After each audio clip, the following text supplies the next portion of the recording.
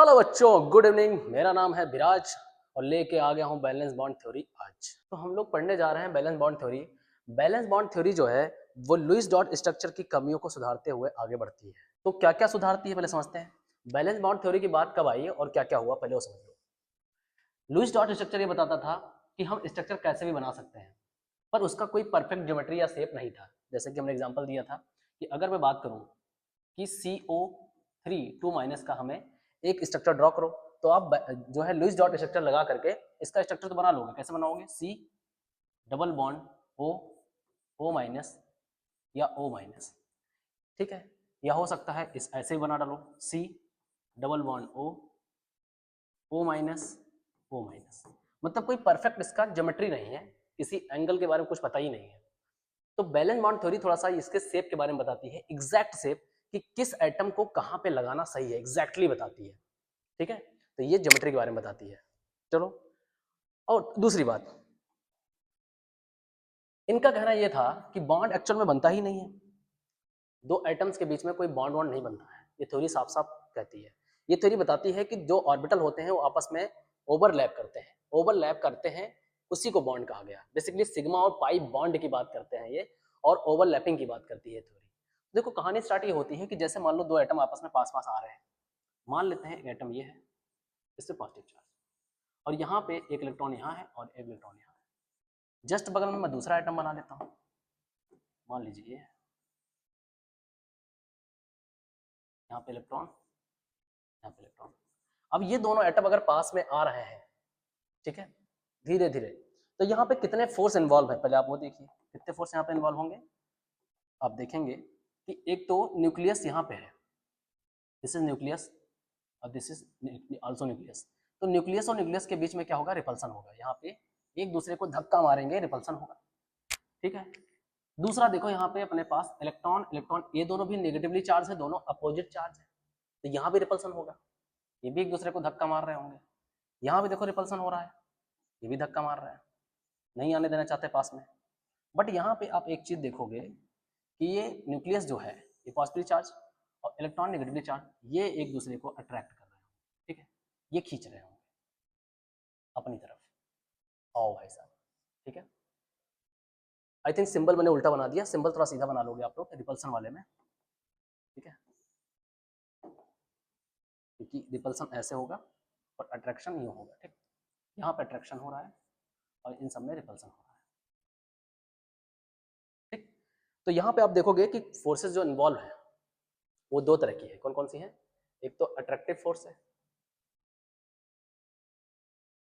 और एक है रिपल्सिव फोर्स।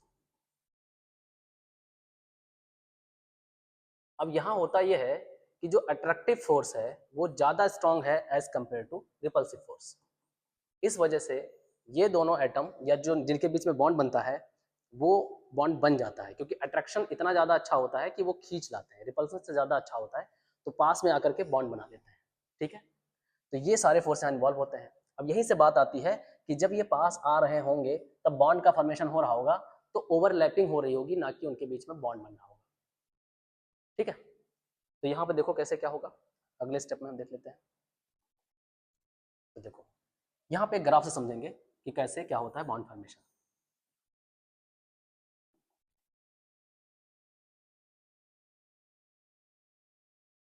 मान लेते हैं ये पोटेंशियल एनर्जी है इस तरफ वाई एक्सिस पे, और इस तरफ मान लो अपना जो है बॉन्ड बन रहा है ना।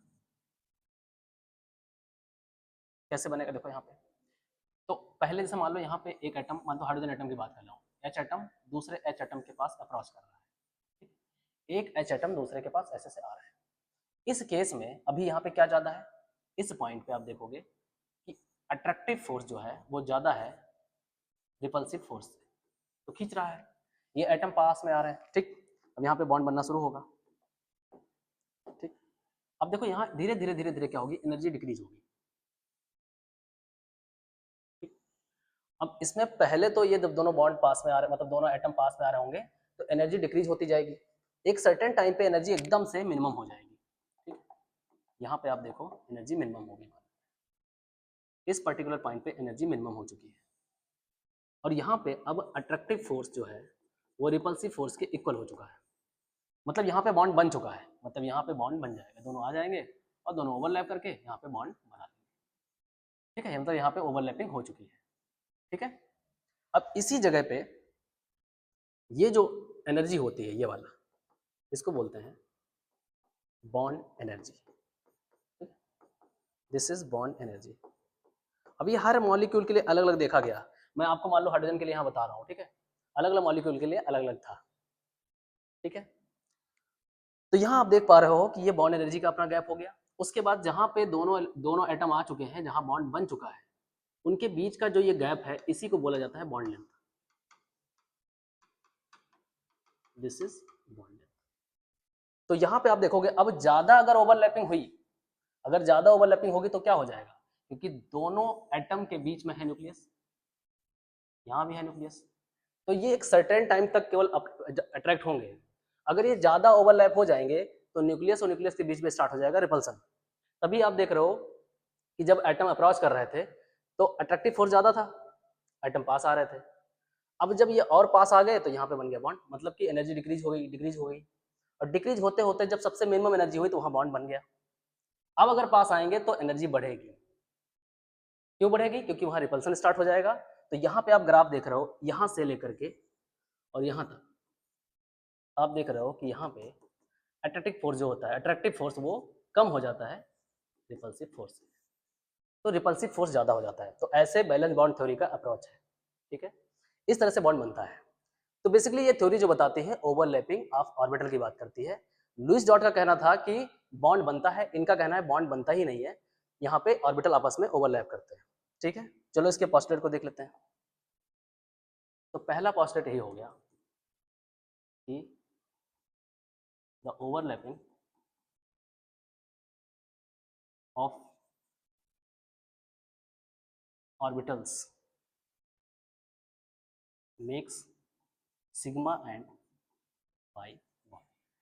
मतलब ये सिग्मा और पाई बॉन्ड की बात करेंगे। सिग्मा और पाई बॉन्ड, ये दो तरह के बॉन्ड बनेंगे, बाकी डेल्टा भी बनते हैं, पर हमारे सिलेबस में सिग्मा और पाई रहेगा। ठीक है, और देखो दूसरा पॉइंट क्या होगा, overlapping should be less than 50%। अब 50% से कम क्यों होना चाहिए, क्योंकि ज्यादा होगा तो रिपल्सन स्टार्ट हो जाएगा। रिपल्सन ज्यादा होने लगेगा तो एटम एक दूसरे को दूर भागने लगेंगे, है ना, पुश करने लगेंगे, तो बॉन्ड वहां पे कमजोर हो जाएगा। तो अच्छी बॉन्डिंग कब है, जब 50% से कम ओवरलैपिंग हो, ये बात है। ठीक है, अगला पॉइंट देखेंगे, तीसरा point, overlapping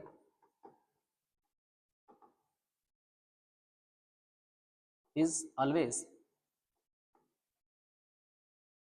in between opposite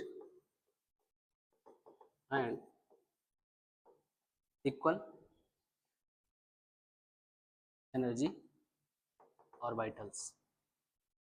opposite spin off electron यहाँ लिख लोगे, अपोजिट स्पिन ऑफ इलेक्ट्रॉन, मतलब कि ओवरलैपिंग जब होती है तो ऐसा नहीं कि ओवरलैपिंग कैसे भी हो जाए। ओवरलैपिंग होने के लिए हमारे पास जो ऑर्बिटल होना चाहिए, उस ऑर्बिटल में एक इलेक्ट्रॉन का ओरिएंटेशन अलग होना चाहिए, एक का अलग होना चाहिए। मतलब एक का अगर क्लॉकवाइज है तो एक का एंटी क्लॉक होना चाहिए, तभी एक दूसरे में ये ओवरलैप करेंगे, ऐसे ओवरलैपिंग नहीं होगी। तो ये खास पॉइंट है। ठीक है, तो तीसरा पॉइंट हो गया। अगला देखो, अब इसमें जितनी ज़्यादा ओवरलैपिंग होती है, एक्सटेंट ऑफ ओवरलैपिंग बोलते हैं, उतना स्ट्रॉन्ग बॉन्ड बनता है। तो मैं यहाँ लिख सकता हूँ point number 4, extent of overlapping, extent of overlapping जितना ज़्यादा होगी उतना स्ट्रॉन्ग बॉन्ड होगा। ठीक है, या बॉन्ड एनर्जी उतनी ज़्यादा होगी। अब बॉन्ड एनर्जी क्या होती है कि जब बॉन्ड बन जाए तो उस बॉन्ड को तोड़ने के लिए जो भी आप एनर्जी देते हो उसी को बॉन्ड एनर्जी बोलते हैं। ठीक है, तो ये बात हो गई। तो यहाँ से 4-5 पॉइंट हो गए जो इसके खास हो गए। बाकी आपने देख लिया कैसे अट्रैक्शन रिपल्सन होता है और कैसे बॉन्ड का फॉर्मेशन होता है, ये सारी बातें इसमें ही आती है। ठीक है, बैलेंस बॉन्ड थ्योरी के अंदर आती है। ठीक है, आगे बढ़े, आगे बढ़ा जाए, लिख लो इसको। अब देखो ओवरलैपिंग की बात करेंगे, हेडिंग लगाएंगे टाइप ऑफ ओवरलैपिंग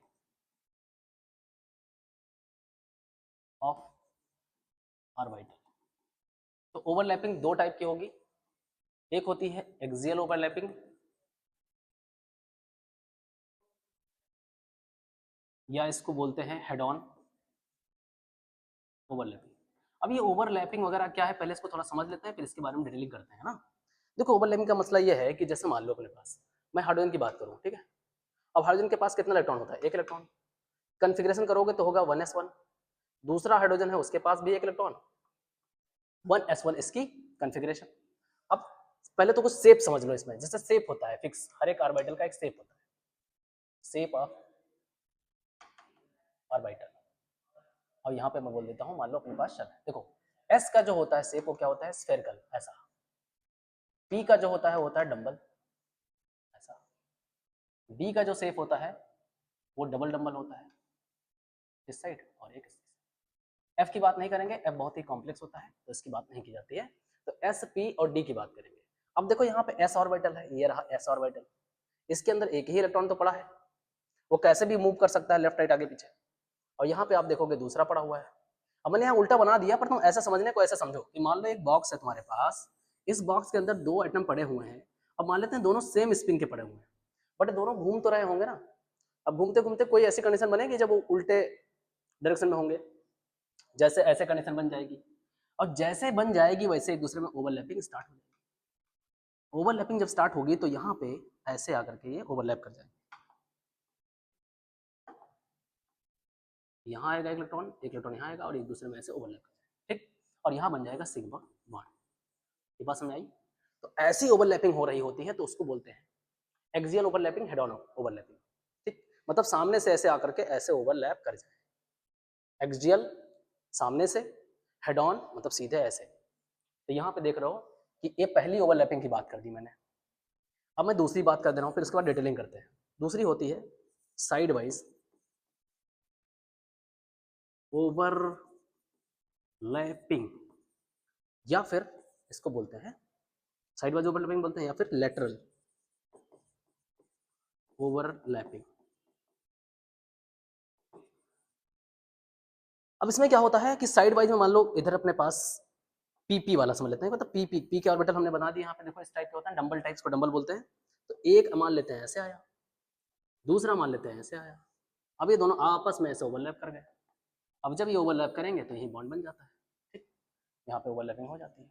और ऐसे अगर ऐसे ऑर्बिटल आ रहे हैं ना, ऐसे सीधे सीधे ओवरलैप कर रहे हैं, तो उसको बोलते हैं साइड वाइज ओवरलैपिंग या फिर लेटरल ओवरलैपिंग।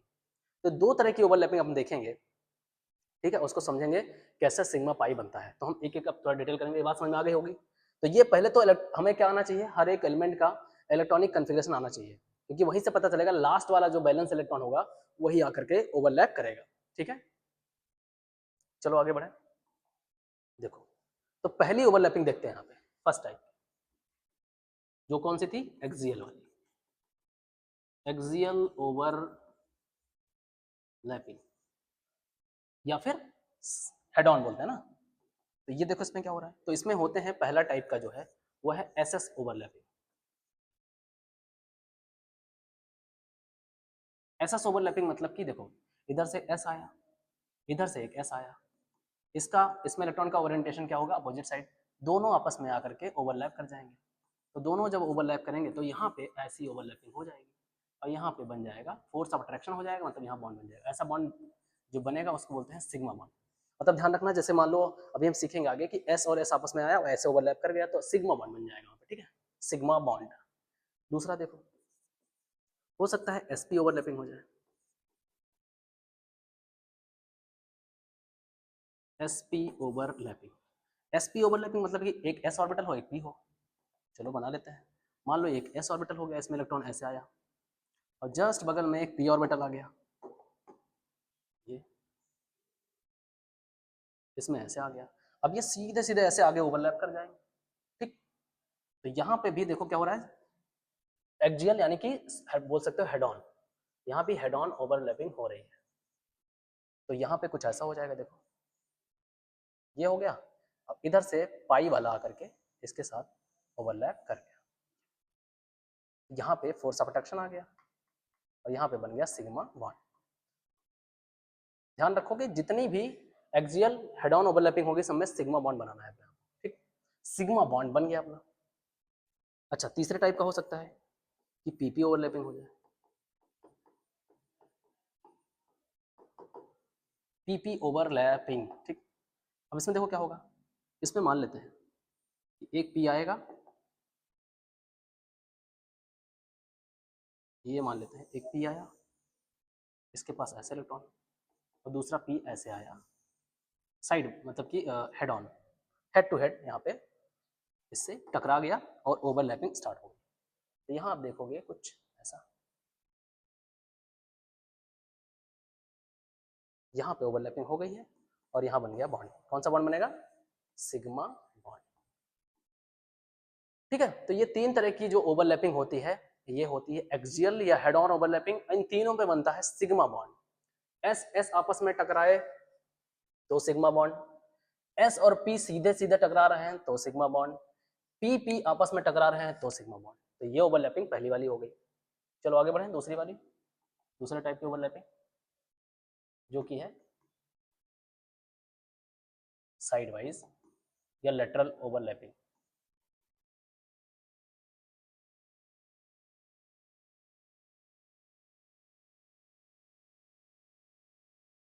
और इसमें क्या होता है, देखो पहला तो इसमें फेमस है पीपी ओवरलैपिंग।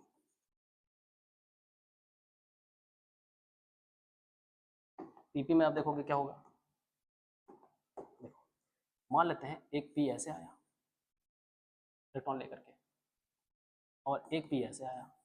अब ये दोनों आएंगे जब, तो ये साइड से ऐसे ओवरलैप करेंगे, तो साइड में जो ओवरलैपिंग होगी ऐसे होगी। अब यहाँ पे आप देख रहे हो साइड वाइज ओवरलैपिंग हुई, तो यहाँ जो आपके पास ये बॉन्ड बना है, ये दिस इज पाई बॉन्ड, बहुत ध्यान दोगे इसको, पाई बॉन्ड यहाँ पे बना है साइड वाइज, ठीक। एक हो सकता है दूसरा वाला पीडी ओवरलैपिंग।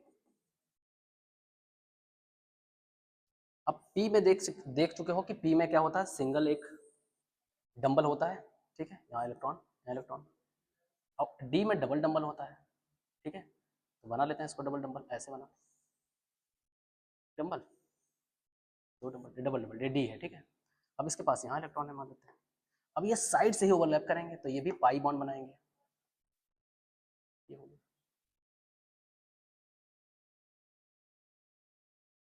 ये ओवरलैपिंग हो गई और यहाँ पे बॉन्ड बन गया, ये देखो दिस इज पाई बॉन्ड, ठीक है। पी पाई डी पाई बॉन्ड बोलते हैं इसको, ठीक है, पी पाई डी पाई बॉन्ड, क्लियर है। एक तरह की और ओवरलैपिंग हो सकती है इसमें, हम दिखा दें यहाँ पे कि डी डी हो सकता है।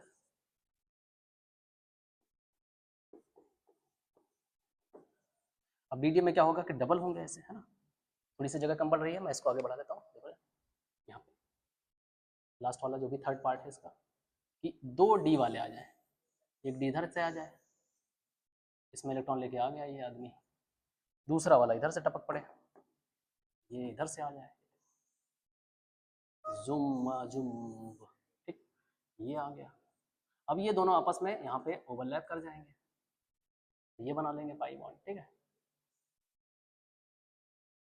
ऐसे, ये आ गया ऐसे और ये आ गया ऐसे, ठीक।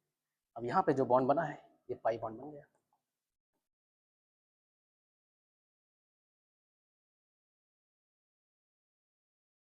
क्लियर है। तो इतने तरह की सब ओवरलैपिंग वगैरह होती हैं जिनसे पाई बॉन्ड और सिग्मा बॉन्ड बनता है। आई होप पूरी बात समझ में आ गई होगी ओवरलैपिंग। तो ये थ्योरी बेसिकली क्या बताती है, बॉन्ड नहीं बनता है, ओवरलैप करते हैं तब पाई और सिग्मा बॉन्ड बनता है, पाई और सिग्मा बॉन्ड। क्लियर है। चलो इसके कुछ एग्जांपल ले लेते हैं और समझ लेते हैं कि इसमें क्या क्या हो सकता है। देखो इससे पता कैसे चलता है सारी बात। जैसे इसमें मैं एग्जांपल दूंगा एक CH4 का, या चलो पहले हाइड्रोजन मॉलिक्यूल से समझ लेते हैं। हाइड्रोजन तो मैंने समझा ही दिया, जनरली मैं समझा देता हूँ यहाँ पे। जैसे मान लो ऑक्सीजन मॉलिक्यूल की बात करते हैं, हम जनरली पीछे पढ़ के आ गए हैं कि ऑक्सीजन में दो डबल बॉन्ड बनता है, ये लुईस का कहना था, ठीक। अब इसमें आप देखोगे कि इसमें ये बताते हैं कि एक सिग्मा है और एक पाई है, एक सिग्मा और एक पाई है, कौन बताता है, बैलेंस बॉन्ड थ्योरी, ठीक है। ये डबल बॉन्ड तो बता के चले गए थे कौन, लुईस थ्योरी। तो बनाते हैं। पहला नंबर देखो कैसे बनाना है, ध्यान से समझोगे इसको ना, पूरी बात समझ में आएगी, अच्छे समझो। पहले ऑक्सीजन का एक मॉलिक्यूल ले लो, कितने इलेक्ट्रॉन, 8, क्या हो जाएगा 1s2 2s2 2p4 हो गया 8। अच्छा फिर दूसरा मॉलिक्यूल ले लो ऑक्सीजन का 1s2 2s2 2p4, क्लियर है। अब देखो ये पता होना चाहिए कि ऑर्बिटल की बात करें अगर, तो s में होता है एक ऑर्बिटल, s में एक सिंगल ऑर्बिटल ऐसा होता है, p में 3 ऑर्बिटल होते हैं और d में 5 ऑर्बिटल होते हैं, ठीक है, ये सब भी पता होना चाहिए। ये तो चलिए नॉन डायरेक्शनल होता है, मतलब किसी भी डायरेक्शन में जा सकता है। शेप के बारे में मैंने बता दिया, ये होता है स्फेरिकल, ये होता है डम्बल और ये होता है डबल डम्बल, डम्बल और दूसरा, क्लियर है, SPD। और इसके बाद F वाला होता है जो बड़ी कॉम्प्लेक्स बनता है, मतलब उसमें कुछ भी इधर लेफ्ट राइट अप डाउन कुछ भी हो सकता है, तो बहुत कॉम्प्लेक्स स्ट्रक्चर बनता है, पर इसमें ऑर्बिटल होते हैं 7 ऑर्बिटल होते हैं, 1 2 3 4 5 6 7 हो गया होगा, ठीक। इलेक्ट्रॉनिक फिलिंग की जाती है, तो देखो इसमें 2 इलेक्ट्रॉन ऐसे हो गए, इसमें 2 भरोगे तो 6 इलेक्ट्रॉन भर जाएंगे, ठीक, इसमें 10 भर जाएंगे ऐसे, इसमें 14 भर जाएंगे, तो इसमें 2, इसमें 6, इसमें 10 और इसमें 14, मतलब कि 4 का गैप है, ध्यान से देखो अगर, तो 4 का गैप है, यानी इसमें 2 2 4 6 6 4 10 और 10 4 14 ऐसे इलेक्ट्रॉन फिलिंग की जाती है। तो यहाँ आप ध्यान रखोगे, ये सब मैंने एक्स्ट्रा ऐसा बता दिया, सब पता होना चाहिए। देखो यहाँ से, यहाँ पे आप देखोगे कि S जो है अपना, S में कितने ऑर्बिटल थे, एक, ये बना लिया, 2 इलेक्ट्रॉन इसमें फिल कर दो, ऐसे 2 भरे हैं। जस्ट बगल में P है, कितने हैं इसमें, 3 ऑर्बिटल, चारों भरेंगे तो 1 2 3 और 4 ऐसे भरते हैं। यहाँ पे आप देखोगे तो कैसे भरोगे, वही सेम चीज़, P S में 2 है, P में 3 है, यहाँ मैं 3 इलेक्ट्रॉन भर लेता हूँ, 1 2 3 और 1 4, 4 इलेक्ट्रॉन, ठीक, ये है। अब ओवरलैपिंग जो होने वाली है देखो ऐसे होगी, यहाँ से देखो P वाला, अब ये 3 होता है ना, PX PY PZ, PX PY PZ। अब जो अभी पीछे पढ़ा रूल यही कहता है कि ओवरलैपिंग तभी होगी जब ऑर्बिटल सामने वाले में क्या होना चाहिए, इलेक्ट्रॉन का ओरिएंटेशन होना चाहिए, उल्टा होना चाहिए और हाफ फिल्ड होना चाहिए, भी खास है, ठीक है, हाफ फिल्ड होना चाहिए तभी होगा ना, फुल वाले तो करेंगे नहीं। तो देखो यहाँ से ये वाले इसके साथ ओवरलैप कर जाएंगे और ये इसके साथ ओवरलैप कर जाएगा, 2 बॉन्ड बन जाएगा। तो ये तो बात समझ में आई, 2 बॉन्ड बन गया, बट सिग्मा पाई वाली बॉन्ड क्लियर नहीं, बात क्लियर नहीं हो पाई। तो सिग्मा पाई वाली जो बात है उसको मैं क्लियर कर देता हूँ बना करके। तो देखो यहाँ पे मैं इसको हटा दूँ,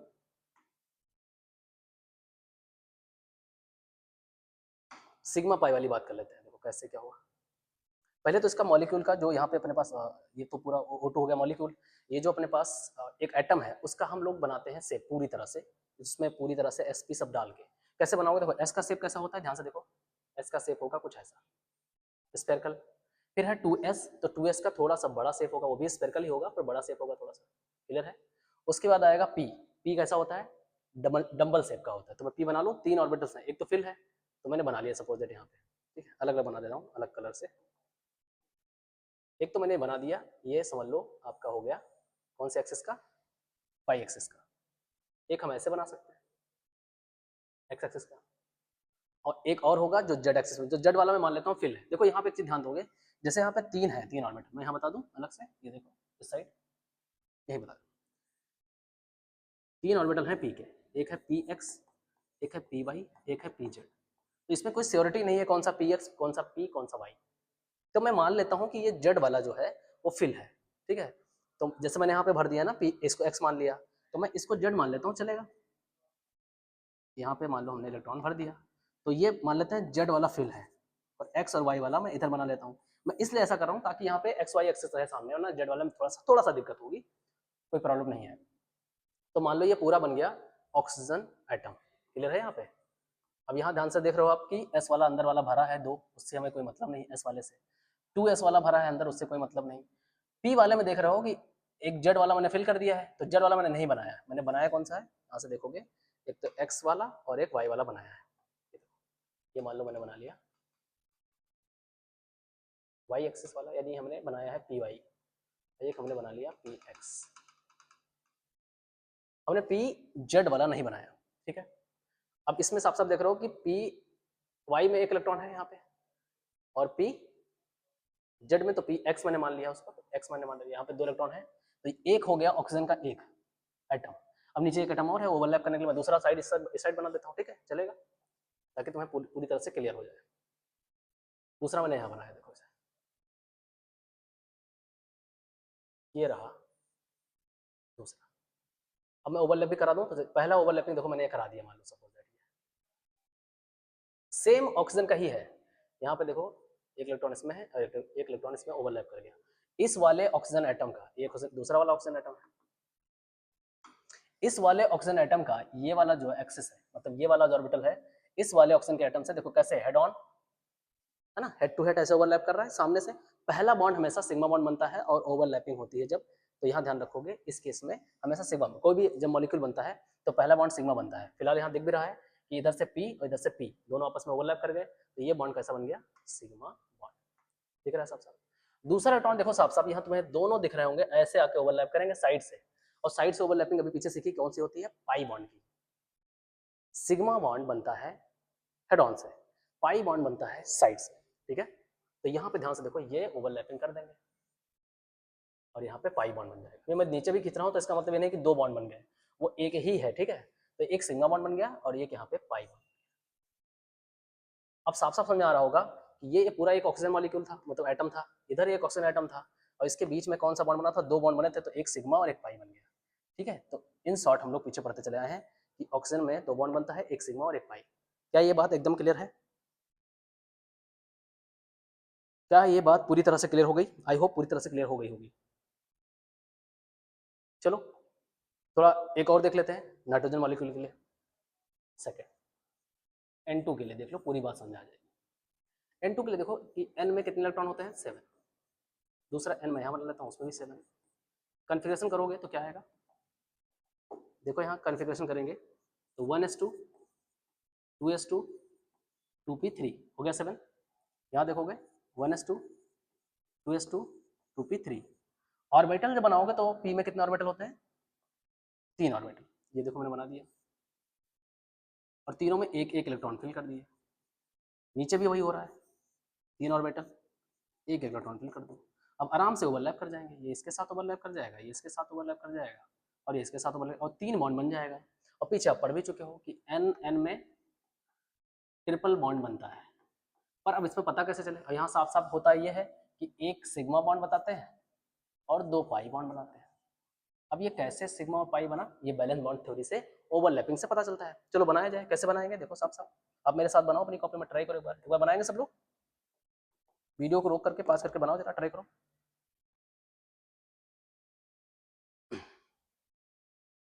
बनाया जाए, चलो मैं बना रहा हूँ, ठीक है। तो अब यहाँ पे देखो कैसे बनाया जाएगा। सबसे पहला स्टेप यहाँ पे देखो, एक बनाएंगे एस कैसा होता है, सर्कल, ये मैंने बना लिया। उसके बाद अपने पास 2s है, 2s थोड़ा बड़ा होगा, ये बना लिया। उसके बाद p में 3 है तो तीनों है, px py pz, अब तीनों बनाना पड़ेगा। चलो मैं पहले बना लेता हूँ py। ऐसे पहले एक्सेस खींच लो, px py और pz। अब मैं सब पे बना ले रहा हूँ। मान लो मैंने एक py बना लिया, इसमें एक इलेक्ट्रॉन पड़ा हुआ है, ठीक है। एक मैंने यहाँ बना लिया px, इसमें इलेक्ट्रॉन पड़ा हुआ है, और एक pz में पड़ा हुआ है। इसको दूसरे कलर से कर लेते हैं एकदम प्योर, ये z पे पड़ा हुआ है। थोड़ा सा कॉम्प्लेक्स लग रहा होगा पर कोई दिक्कत नहीं है, ये तीनों ही हो गए, क्योंकि जो p का शेप होता है वो डम्बल टाइप का होता है ना, डम्बल। तो एक x एक्सिस पे होगा, एक y पे होगा, तो एक z पे होगा, ठीक है। जैसे यहाँ पे देखोगे, मैं अगर बना दूँ यहाँ पे, ऐसा समझ लो, मान लो ये जैसे बना हुआ ना। अब नॉर्मली हम ऐसे पढ़ते हैं कि ये एक बॉक्स दो बॉक्स, बट अगर ये इसको x मानोगे तो इसमें डबल डम्बल ऐसे आएगा ना, मतलब सिंगल डम्बल इसमें आएगा। और इसको y मानोगे तो y में ऐसे शेप आएगा, और इसको z मानोगे तो z में ऐसे शेप आएगा। अब इन तीनों को एक साथ मिक्स कर दोगे तो ऐसा शेप नजर आएगा ना। एक क्या हो जाएगा, वाई एक्सिस, एक एक्स पे और एक जेड पे, तीनों हो गए। तीनों में एक एक इलेक्ट्रॉन है, यहाँ पे दिख रहा है साफ साफ। चलो मैं एक एक इलेक्ट्रॉन दिखा दे रहा हूँ। मान लो एक इलेक्ट्रॉन इसमें है, एक इलेक्ट्रॉन इसमें है और एक इलेक्ट्रॉन इसमें पड़ा हुआ है, सही है। तो ये तो नाइट्रोजन का एक एटम हुआ ना। दूसरा वाला बनाया जाए साइड में और वहाँ पे ओवरलैपिंग कराई जाए। तो दूसरा वाला मैं यहाँ बना दे रहा हूँ, ये देखो छोटा, पहले 1s हो गया, फिर 2s थोड़ा बड़ा, उसके बाद p में 3 है तो 3 बनाएंगे, ये रहा एक। दूसरा वाला मैंने यहाँ ओवरलैप करा दिया, ठीक है। और तीसरा दूसरे कलर से कर लेते हैं। ओ कलर ये रहा, सही है, ये बन गया नाइट्रोजन एटम सेकंड। ओवरलैपिंग शुरू हुई, देखो पहली ओवरलैपिंग इसमें भी तो है, एक इलेक्ट्रॉन यहाँ है, एक इलेक्ट्रॉन यहाँ है, तो पहली ओवरलैपिंग यहाँ साफ साफ दिख रही होगी, देखो ये, तो इससे कौन सा बनेगा, सिग्मा बॉन्ड, एक सिग्मा बॉन्ड बन गया। दूसरी देखो यहाँ साइड से ओवरलैप हो रहा है, तो यानी ये वाला वाई के साथ ओवरलैप करेगा, एक पाई बॉन्ड यहाँ बन रहा है, पाई बॉन्ड, सही है।